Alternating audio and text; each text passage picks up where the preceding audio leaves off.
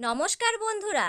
ঘূর্ণিঝড় রিমালের প্রত্যক্ষ প্রভাব না পড়লেও প্রত্যক্ষ প্রভাবে ভারী বৃষ্টি হচ্ছে কলকাতা সহ দক্ষিণবঙ্গের কয়েকটি জেলায়।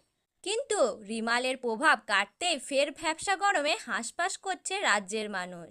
আগামী কয়েকদিনে তাপমাত্রা বাড়বে বলে ইঙ্গিত দিয়েছে আলিপুর আবহাওয়া দপ্তর।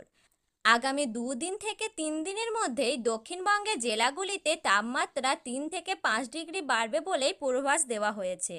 তবে এরই মধ্যে রয়েছে বৃষ্টির পূর্বাভাস। জুন মাসের প্রথম সপ্তাহ থেকে দক্ষিণবঙ্গের জেলায় জেলায় বৃষ্টি শুরু হবে বলে জানিয়েছে হাওয়া অফিস। মে মাসের শেষ দিনেই বৃষ্টি হতে পারে বলে জানানো হয়েছে। শুক্রবার থেকেই দক্ষিণবঙ্গে কয়েকটি জেলায় বজ্রবিদ্যুৎ সহ বৃষ্টি নামতে চলেছে। রবিবার পর্যন্ত এই পরিস্থিতি চলবে। উপকূলে কয়েকটি জেলায় ঘন্টায় 50 কিলোমিটার বেগে দমকা হাওয়া বইতে পারে, এমনটাই পূর্বাভাস দিয়েছে হাওয়া অফিসে। বুধবার সকাল থেকে কলকাতায় আকাশ মেঘলা, অতি হালকা থেকে হালকা বৃষ্টির সম্ভাবনা রয়েছে। বুধবার কলকাতায় সর্বনিম্ন তাপমাত্রা ছিল 29.4 ডিগ্রি সেলসিয়াস। সর্বোচ্চ তাপমাত্রা থাকবে 35 ডিগ্রি সেলসিয়াসের আশেপাশে। উত্তরবঙ্গে কয়েকটি জেলায় ভারী বৃষ্টির পূর্বাভাস দেওয়া হয়েছে।